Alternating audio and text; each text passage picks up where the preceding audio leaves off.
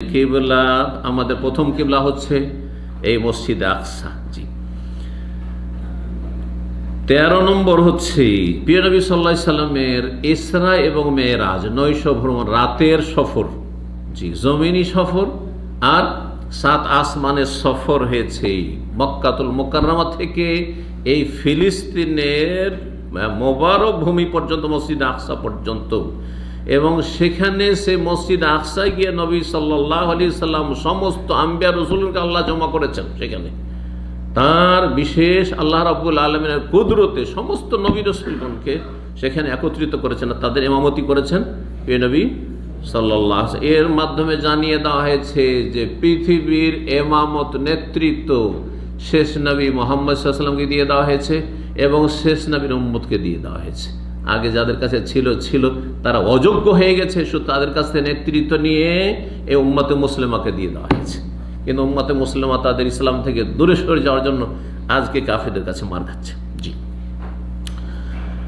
আল্লাহ রাব্বুল এই মর্মে সূরা ইসরা, সূরা বনী ইসরাঈলের প্রথম আয়াতে ইরশাদ করে, যেটি দিয়ে আলোচনা শুরু করে, সুবহানাল্লাযী আসরা বিআবদিহি, পবিত্র সেই সত্তা, তার তাসবিহ পাঠ করছি, পবিত্রতা ঘোষণা করছি, মহিমা ঘোষণা করছি।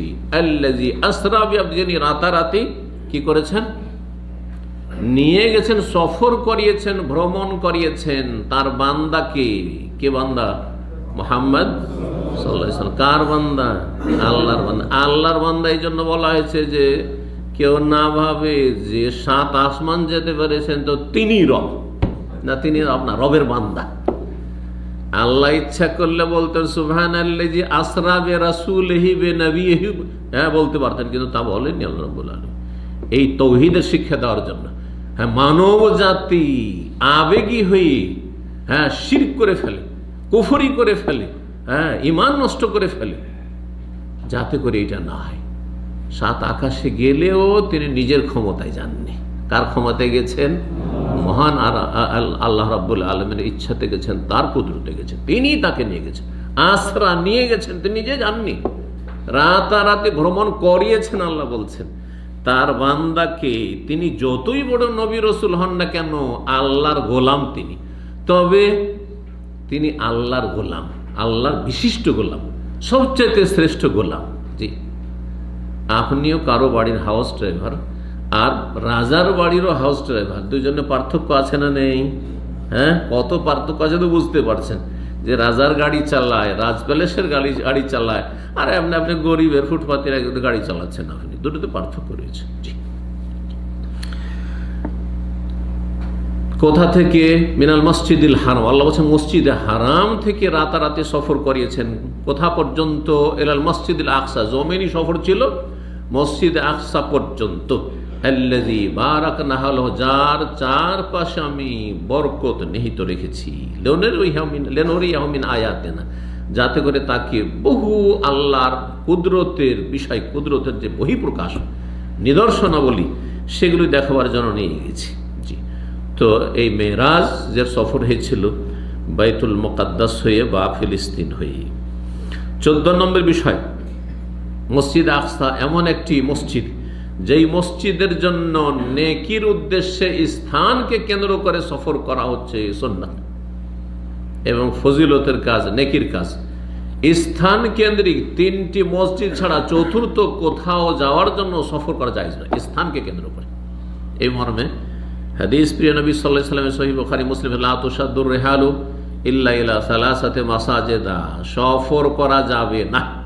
সেই যুগে উটের পিঠে সফর করত, আর উটের পিঠে যে বসার জায়গা তৈরি করা সেটাকে রাহাল বলা হতো, আর সেটাকে মজবুত করে উটের সাথে বাঁধতে হতো, উটের শরীরের সাথে, সেজন্য সেটাকে সাদ্দুর রেহাল বলা হয়েছে। লা তুশাদ্দুর রিহালু, সফর করার উদ্দেশ্যে উটকে প্রস্তুত করা যাবে না স্থানকে কেন্দ্র করে। ইল্লা, স্থানকে কেন্দ্র করে কোথা থেকে ব্যাখ্যা নিয়ে আসলাম? কারণ স্থানের কথা এখানে ইল্লা ইলা সালাসাতে মাসাজিদ, 3 মসজিদ ছাড়া।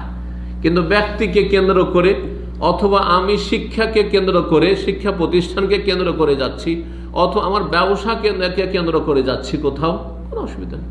রুজি রোজগারের জন্য দাম্মাম এসেছেন, এখানে এই দাম্মামকে স্থান হিসাবে আপনি বাছাই করেননি, আপনি এই জায়গায় এই স্থান মোবারক নেকি, এই জায়গায় নেকির জন্য যান না, এখানে আপনার রুজি আছে, সেই জন্য এসছেন, ঠিক কিনা?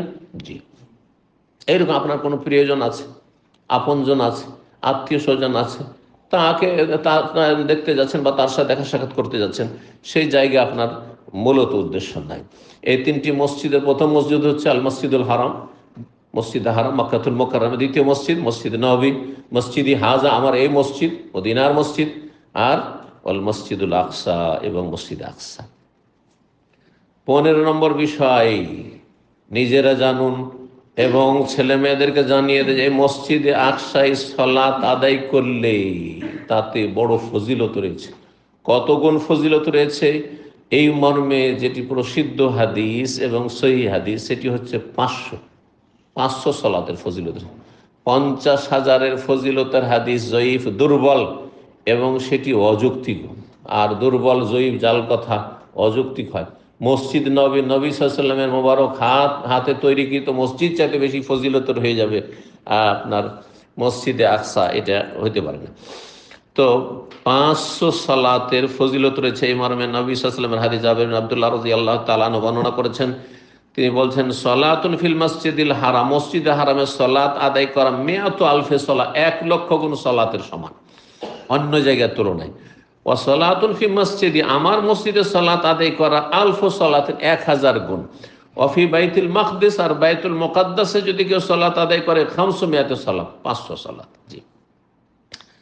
আর একটি রিওয়ায়াতে রয়েছে যে মসজিদে আকসাই, সেটিও সহিহ, মসজিদে আকসাই সালাত আদায় করলে তা দিল 250 সালাত, 250 গুণ। তো 250 হাদিস সহিহ আর 500 হাদিস সহিহ। আল্লাহ তাআলা আলাম। 250-তে কোনো সন্দেহ নেই, কারণ সেটা সর্বনিম্ন ফজিলতের হাদিস। আর 500 হতে পারে ও ফজলুল্লাহ আছে, মানুষের এখলাস এবং মানুষের যে রুজি, যেই রুজি আপনি খাচ্ছেন অথবা যেই টাকা পয়সা খরচ করে গেছেন সেটাও নির্ভরশীল হতে পারে। আল্লাহ তাআলা আলাম। কয়টি পয়েন্ট হলো? 16 নম্বর বিষয়, জি, যে এই মসজিদ আকসা আমাদের 16-17 মাস কেবলাই উলা, কিন্তু তার আগে আম্বিয়া রসুলগণ যত এসেছেন নবী সাল্লাল্লাহু আলাইহি ওয়াসাল্লামের আগে, তাদের কিবলা ছিল এই মসজিদে আকসা, তাদের কিবলা ছিল।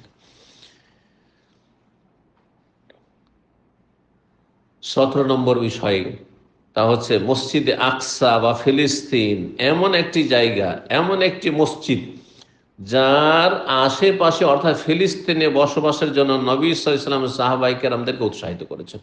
যেন অনেক সাহাবায়ে কেরামগণ যখন হিজরত করেছেন মদিনা থেকে, তখন হিজরত করার ক্ষেত্রে শাম দেশকে অন্য দেশের তুলনায় প্রাধান্য দিয়েছেন।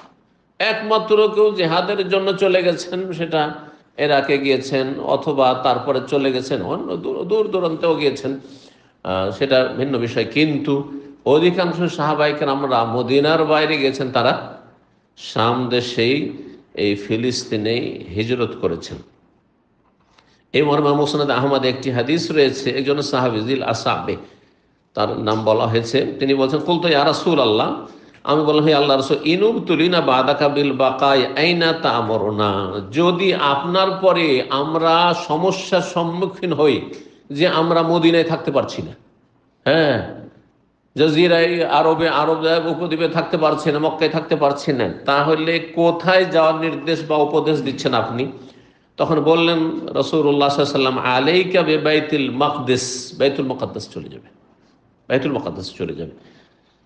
জি, বলছেন যে সেখানে চলে যাবে আর সেখানে গিয়ে আল্লাহ রাব্বুল আলামিনের ইবাদত বন্দি করবে। 18 নম্বর যে বিষয়টি বলবো সেটা হচ্ছে যে বাইতুল মুকাদ্দাস বা মসজিদে আকসা, বাইতুল মুকাদ্দাস বা বাইতুল মাকদিস আর মসজিদে আকসা কোনটি, এই নিয়ে আজকাল সোশ্যাল মিডিয়ায় কিন্তু এক রকমের ঝড় চলছে, তাই না? হ্যাঁ, কেউ এই গম্বুজটিকে বাইতুল মুকাদ্দাস বলছে, কেউ এই গম্বুজটাকে বলছে, হ্যাঁ, আর নানা ভাষা নানা মত চলছে। এই মর্মে শুনে রাখুন, যা গবেষক ওলামারা লিখেছেন যে মসজিদে আকসার আয়তন হচ্ছে 144,000 বর্গ মিটার। জি, যেখানে সালাত আদায় করতে পারবেন, এই চত্বরে সালাত আদায় করতে পারবেন 8 লক্ষ মানুষ একসাথে। 8 লক্ষ মানুষ। এই পুরো এলাকার নাম হচ্ছে আকসা, মসজিদ আকসা। জি, যেখানে 4টি মেজানা রয়েছে, 4টি আজান দেওয়ার এই জায়গা রয়েছে। জি, 19 নম্বর বিষয় আবার বলছি, শুরুতেও বলেছি, আর সেটি আবার তাকিদের সাথে বলছি যে ফিলিস্তিনের বিষয়টি আর মসজিদ আকসার বিষয়, বাইতুল মুকাদ্দাসের যে বিষয়টি, এটি আমাদের মূল আকীদার বিষয়। সুতরাং আমাদের পক্ষে যতটা সম্ভব সর্বাত্মক সাহায্য করা, এই জমিকে, এই ভূমিকে উদ্ধার করার জন্য কাফের জালেমদের থেকে আল্লাহ রাব্বুল আলামিন আমাদেরকে তৌফিক দান করেন। 20 নম্বরে একটি কথা বলবো, সেটা হচ্ছে যে এই বাইতুল মুকাদ্দাস বা ফিলিস্তিনের ভূমি সম্পর্কে ইহুদিরাও দাবি করে, খ্রিস্টানরাও দাবি করে, করে না? করে না? কারণ সবার পুণ্যভূমি তাদের, মানে ইব্রাহিম আলাইহিস সালামের সাথে সেই সম্পর্ক, সেটা সত্যিকারের সম্পর্ক আসলে হোক অথবা নামে মাত্র সম্পর্ক, কাজের বেলা কোনো সম্পর্ক নাই, কিন্তু সম্পর্ক একটা সম্পর্কের দাবিদার হচ্ছে ইহুদিরাও ইব্রাহিম আলাইহিস সালাম ইব্রাহিমের সাথে, আর এই জন্য তারা ইব্রাহিম আলাইহিস সালাম, ইব্রাহিমকে আব্রাহাম বলে জানে তারা। আর খ্রিস্টানরাও ইব্রাহিম আলাইহিস সালামের সাথে নিজেদেরকে সম্পৃক্ত করে, কারণ ঈসা আলাইহিস সালাম ইব্রাহিমের বংশোদ্ভূত, আর মুসা আলাইহিস সালাম হচ্ছেন ইব্রাহিম আলাইহিস সালামের বংশোদ্ভূত। তো তারা দাবি করে যে আমরা ইব্রাহিম আলাইহিস সালাম এমন একজন রসুল যে কাজে হোক আর না হোক, কিন্তু নামকে অস্তে হইলেও ইহুদি খ্রিস্টান সবাই তাকে সম্মান করে। হ্যাঁ, যেমন মুসলিমরা ইব্রাহিম আলাইহিস সালামকে সবচেয়ে বেশি ভালোবাসেন রাসূলুল্লাহ সাল্লাল্লাহু আলাইহি সাল্লামের পরে, আর তারপরে সমস্ত আম্বিয়া রসুলগণকে। লা নুফাররিকু বাইনা আহাদিন মির রাসূল, নবী রসুলগণের মাঝে কোনো পার্থক্য আমরা করি না। একমাত্র মুসলিম জাতি সমস্ত নবী রসুলগণ যাদের নাম আল্লাহ উল্লেখ করেছেন, নাম ধরে তাদের বিশ্বাস করে, ঈমান নিয়ে এসেছে, এবং মনে করে যে একজন নবীকে কেউ যদি অস্বীকার করে তাহলে সে কাফের হয়ে যাবে। মুহাম্মদ সাল্লাল্লাহু আলাইহি ওয়াসাল্লামের সবকিছুই মানলাম, কিন্তু আমি জাকারিয়া অথবা ইয়াহিয়া অথবা কোন একজন নবীকে অস্বীকার করে দিলাম, কেউ যদি বলে তাহলে সে কাফের, সে কাফের হয়ে যাবে। পক্ষান্তরে দেখুন ইহুদিরাকে, তারা মুসা আলাইহিস সালামকে মানার দাবিদার, কাজে মানে না, মানার দাবিদার, কারণ তার ধর্ম বিকৃত। কিন্তু ঈসা আলাইহিস সালামকে যারও সন্তান বলে, ঈসা আলাইহিস সালামকে তারাই খুন করতে সর্বাত্মক চেষ্টা করেছে। আল্লাহ যদি রাখার তাকে খুন করে, এবং তাদের দাবি যে আমরা খুন করেছি। খ্রিস্টানরা মুসা আলাইহিস সালামের প্রতি বিশ্বাস রাখে, ঈসা আলাইহিস সালামের প্রতি বিশ্বাস রাখে, কিন্তু ঈসা আলাইহিস বিকৃত বিশ্বাস যে ঈসা আলাইহিস সালামকে আল্লাহর বান্দা থেকে আল্লাহর পুত্র বানিয়ে দিয়েছে। বাকি আসলে যখন মুহাম্মদ সাল্লাল্লাহু আলাইহি ওয়াসাল্লামের কথা, শেষ রাসূলের কথা বলছে, না না না না, ওকে মানে না। খ্রিস্টানরাও মানে না, যেমন ইহুদিরাও মানে না নবী সাল্লাল্লাহু আলাইহি সাল্লামকে, তেমনি খ্রিস্টানরা মানে না, বরং বলে যে তিনি হচ্ছেন আরবদের নবী, আমাদের না। আরবদের নবী তিনি, আমাদের জন্য নয়।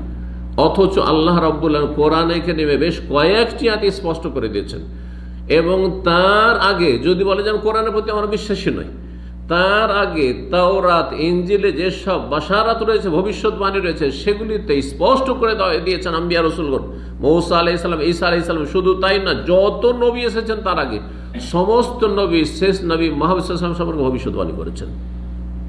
যেমন সূরা সাফে রয়েছে, 28 পারায় আল্লাহ ইরশাদ করছেন, ঈসা আলাইহিস সালাম ওয়া মুবাশশিরাম বিরাসূলিন ইয়াতি মিন বাদি ইসমুহু মুহাম্মদ, যে আমার পরে একজন নবী আসবে, রসুল আসবেন, যার নাম হবে আহমদ। সুসংবাদের উদ্দেশ্য কি? সেই নবী রসুল যখন আসবেন তার প্রতি তোমরা ঈমান নিয়ে আসবে। কিন্তু খ্রিস্টানরা অস্বীকার করেছে, ইহুদিরা অস্বীকার করেছে।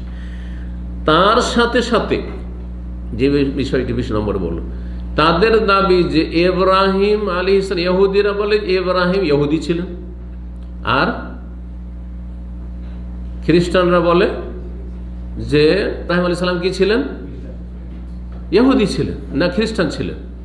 ইহুদিরা বলে যে ইব্রাহিম আলাইহিস সালাম ইহুদি ছিলেন, আর খ্রিস্টানরা বলে যে ইব্রাহিম আলাইহিস সালাম খ্রিস্টান ছিলেন। তাদের খণ্ডনে আল্লাহ একাধিক আয়াত নাযিল করেছেন। তার মধ্যে সূরা আলে ইমরানের আয়াত 67 আল্লাহ ইরশাদ করেছেন, মা কানা ইব্রাহিম ইয়াহুদিয়া ওয়ালা নাসরানি। ইব্রাহিম আলাইহিস সালাম ইহুদিও ছিলেন না। হে ইহুদিরা, ইব্রাহিম আলাইহিস সালামের ইহুদি ধর্মের সাথে, ভ্রান্ত ধর্মের সাথে কোনো সম্পর্ক নেই। মা কানা, ছিলেন না তিনি। ওয়ালা নাসরানিয়ান, হে খ্রিস্টানরা, তিনি খ্রিস্টানও ছিলেন না। তাহলে ছিলেন কি? ওয়ালাকিন কান হানিফাম মুসলিমা, তিনি একনিষ্ঠ মুসলিম ছিলেন। নামকস্ত মুসলিম না, এই মাজারপন্থী বিদাতি মুসলিম ছিলেন না, এই মিলাদি মুসলিম ছিলেন না, বরং তিনি হানিফ, একনিষ্ঠ আল্লাহ অভিমুখী মুসলিম ছিলেন। নাম কি তার? মুসলিম। তিনি মুসলিম ছিলেন। ওয়াসাম্মাকুমুল মুসলিমিন, ইব্রাহিম আলাইহিস সালাম তোমাদের নাম মুসলিম দিয়েছে, মিন কাবল, আগেও আর এখনো, অথবা আল্লাহ, সূরা হজের আয়াতের অর্থ আল্লাহ স্বয়ং এই নাম দিয়েছেন। সুতরাং যত মানুষ আদম সন্তানের আল্লাহর প্রতি ঈমানদার হয়েছে, আম্বিয়া রাসূলের প্রতি ঈমানদার হয়েছে, তাদের নাম হচ্ছে মুসলিম। আর ইব্রাহিম আলাইহিস সালাম কি ছিলেন? মুসলিম ছিলেন। শুধু ইব্রাহিম আলাইহিস সালাম না, মুসা আলাইহিস সালাম মুসলিম ছিলেন, কোরআনে কারিমে আয়াত রয়েছে। সমস্ত নবী রাসূলগণ মুসলিম ছিলেন, সুলাইমান আলাইহিস সালাম মুসলিম ছিলেন, সমস্ত নবী রাসূল মুসলিম ছিলেন, এই মর্মে দলিল রয়েছে। আর একটি আয়াত, আয়াত 65 আল্লাহ ইরশাদ করেছেন যে তোমরা কিভাবে, ইয়া আহলাল কিতাব, হে আহলে কিতাব ইহুদি খ্রিস্টান, লিমা তুহাজ্জুনা ফি ইব্রাহিম, ইব্রাহিমকে নিয়ে এত টানা পোড়া কেন, এত টানা হাসড়া কেন? যে ইহুদিরা ইহুদির দিকে টানছো যে ইব্রাহিম ইহুদি ছিলেন, আর খ্রিস্টানরা খ্রিস্টান দিয়ে টানছো যে খ্রিস্টান ছিলেন। লিমা তুহাজ্জুনা ফি ইব্রাহিম, ইব্রাহিমকে নিয়ে এত ঝগড়া তোমাদের, এত দ্বন্দ্ব কেন? ওমা উনজিলাতিত তাওরাত ওয়াল ইনজিল ইল্লা মিন বাদিহি, অথচ তাওরাত ইনজিল নাযিল হয়েছে ইব্রাহিম আলাইহিস সালাম দুনিয়া থেকে যাওয়ার কত পরে। আল্লাহ বলছেন তো তাওরাতই নাযিল হয়নি, ইনজিলই নাযিল হয়নি, তো তিনি ইহুদি খ্রিস্টান হইলেন কি করে? তারপরে মনে রাখবেন যে মুসা আলাইহিস সালাম তার জাতিকে ইহুদি নাম দেননি। আল্লাহ এই নাম না মুসাকে দিয়েছেন, না মুসার অনুসারীদেরকে দিয়েছেন, বরং তাদের নাম কি ছিল? আত্মসমর্পণকারী মুমিনিন, মুসলিমিন ছিল। এইরকমই ঈসা আলাইহিস সালাম তার অনুসারীদেরকে খ্রিস্টান, নাসারা নাম দেননি, আল্লাহও দেননি। এই জন্য কোরআনে কারিমে রয়েছে যে তারা এই নামগুলি চয়ন করেছে। যেমন আজকাল মুসলিম বিভিন্ন ভ্রান্ত ফিরকা করে নিজের নিজের একটা করে লেবেল লাগিয়েছে। আমরা হচ্ছে আশআরি, তো আমরা হচ্ছি তোমার আপনার ওই চিশতিয়া তরিকার, আমরা সাবেরিয়া তরিকার, আমরা হচ্ছি কাদেরি তরিকার, আমরা হচ্ছে মোজাদ্দেদি তরিকার, আমরা হচ্ছি আপনার নকশবন্দি তরিকার, আছে না নেই? তো এইসব নামগুলি কি আল্লাহর দেওয়া? এগুলো তাদের মন গড়া। ঠিক ওই রকমই ইহুদি নাম এবং খ্রিস্টান নাম তাদের বাছাই করা, তাদের মন পছন্দ নাম, আল্লাহ প্রদত্ত নাম। আল্লাহ রাব্বুল সমস্ত মুমিন মুমিনাতের নাম প্রতিটি যুগে দিয়েছেন মুমিন এবং মুসলিম। যখন ইব্রাহিম আলাইহিস সালাম ইহুদি খ্রিস্টান ছিলেন না, আর ইব্রাহিম আলাইহিস সালামের ভূমি শুরু হচ্ছে সিলসিলায় আমার আলোচনায় যা বললাম, এই ফিলিস্তিন, সেখানে ইহুদিরও বা কোন হক রয়েছে, আর খ্রিস্টানদের বা কোন অধিকার রয়েছে? কোনো অধিকার নেই তাদের। সেখানে যদি অধিকার থাকে একমাত্র কার রয়েছে? মুসলিমদের রয়েছে। আল্লাহ রাব্বুল এই বিষয়গুলি বুঝার তৌফিক দান করেন, এবং আল্লাহ রাব্বুল আলামিনের কাছে দোয়া করি আল্লাহ রাব্বুল আলামিন যেন মুসলিম জাতিকে ফিলিস্তিনে বিজয় দান করেন, এবং এই বিজয় হাসিলের জন্য যেসব শর্তগুলি আল্লাহর কোরআন কারীমে বর্ণনা করেন সেগুলি মুসলিম জাতিকে পুরো করার দ্রুত তৌফিক দান করেন, তার দিকে ফিরে আসার তৌফিক দান করেন, তৌহিদ প্রতিষ্ঠার তৌফিক দান করেন, শিরক বিদআত থেকে মুক্ত হওয়ার তৌফিক দান করেন, সুন্নতের অনুসারী হওয়ার তৌফিক দান করেন। নামকে অস্তে মুসলিম বেনামাজি আর বেদিন যারা হয়ে রয়েছে, আল্লাহ থেকে গাফিল হয়ে রয়েছে, উদাসীন হয়েছে, তাদেরকে আল্লাহ হিদায়াত নসিব করেন, সংশোধন করার তৌফিক দান করেন। বেনামাজি হয়ে থাকবেন, শিরক বিদআত করবেন, মাজার পূজা ছাড়বেন না, আর নবীর তরিকা বাদ দিবেন, আর বলবেন আল্লাহর সাহায্য নেমে আসবে, কখন আল্লাহর সাহায্য নেমে আসবে না। জি, আর জগা খিচড়ি হয়ে থাকবেন। আপনাদের মধ্যে শিয়াও রয়েছে যারা ইসলামের দোহাই দিচ্ছে, আপনাদের মধ্যে রয়েছে সুফিও রয়েছে যারা ইসলামের দোহাই দিচ্ছে, আর যারা বিজয়ী বিজয়ী করছে। আপনার মধ্যে বেদিন রয়েছে, সারা রাত বিক্ষোভ করতে বলেন করবে, কিন্তু যদি ফজরটা পড়তে হবে না, ওইটা হবে না, ওইটা সম্ভব না। ফজর পড়া সম্ভব, মসজিদে যাওয়া সম্ভব, মসজিদে যাওয়া তো অভ্যস্ত না। এ হচ্ছে মুসলিম জাতির অবস্থা। কোথা থেকে সাহায্য নেমে আসবে? আল্লাহ রাব্বুল আলামিন যেন বুঝার তৌফিক দান করেন, আর আল্লাহ রাব্বুল আলামিন যেন তার সাহায্যের জন্য আমাদের জন্য তাড়াতাড়ি নামিয়ে দেন, এবং আল্লাহ রাব্বুল আলামিন যেন মুসলিমদেরকে আল্লাহ রাব্বুল আলামিন এ পবিত্র ভূমি মসজিদ আকসা যেন ফিরিয়ে দেন। মসজিদ আকসা আমাদেরকে সালাত আদায় যেন নসিব করেন, এবং আল্লাহ রাব্বুল আলামিন যেন কাফের জালেমদেরকে লাঞ্ছিত করেন, নির্মূল করেন, ধ্বংস করেন। আল্লাহ তার খাস মদদ যেন আসমান থেকে নাজিল করেন। ওয়া সাল্লাল্লাহু সাল্লাম আলা নবিয়িনা মুহাম্মদ ওয়া আলা আলিহি ওয়া সাহবিহি আজমাইন।